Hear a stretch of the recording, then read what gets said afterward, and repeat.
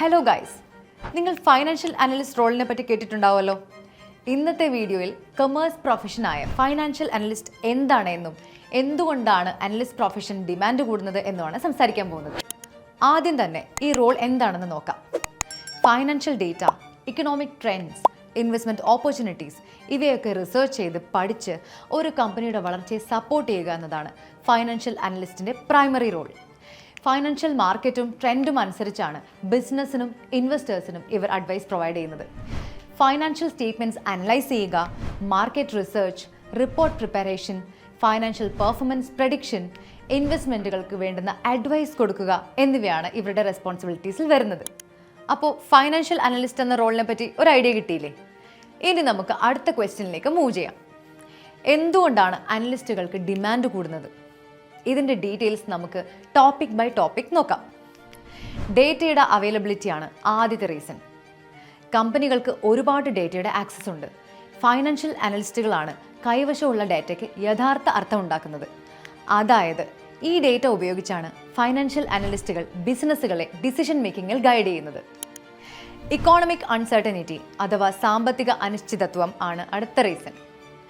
Economically ups and downs ഉണ്ടാകുന്ന സമയങ്ങളിൽ ബിസിനസ്സുകൾക്കും ഇൻവെസ്റ്റേഴ്സിനും എക്സ്പേർട്ടുകളുടെ advice വേണം. മാറ്റേണ്ട സ്ട്രാറ്റജികളെ മാറ്റുക, പുതിയ മെഷേഴ്സ് എടുക്കുക എന്നതിനു വേണ്ടിയാണിത്. ഗ്ലോബലൈസേഷൻ ആണ് അടുത്ത റീസൺ. ബിസിനസ്സുകൾ ഇൻ്റർനാഷണൽ ലെവലിലേക്ക് ഉയരുമ്പോൾ അനലിസ്റ്റുകളുടെ ആവശ്യം ഏറെയാണ്. കാരണം ഇവർക്കാണ് ഗ്ലോബൽ മാർക്കറ്റിനെ പറ്റി അറിയുന്നത്. അതുകൊണ്ട് ശരിയായ പാതയിലൂടെ ഇൻ്റർനാഷണൽ ബിസിനസ്സുകളെ ഗൈഡ് ചെയ്യാൻ അനലിസ്റ്റുകൾ വളരെ ആവശ്യമാണ്. പുതിയ ടെക്നോളജികളുടെ വരവാണ് അടുത്ത റീസൺ. ഫൈനാൻഷ്യൽ ടെക്നോളജികൾ അഥവാ ഫിൻടെക്കുകൾ വന്നതോടെ അനലിസ്റ്റുകൾ അഡ്വാൻസ് ടൂൾസ് ഉപയോഗിച്ച് മെച്ചപ്പെട്ട ഇൻസൈറ്റുകൾ പ്രൊവൈഡ് ചെയ്യുന്നുണ്ട്.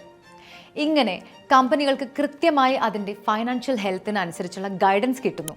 റൂൾസ് ആൻഡ് റെഗുലേഷൻസിലുള്ള തുടർച്ചയായ മാറ്റമാണ് അടുത്ത റീസൺ.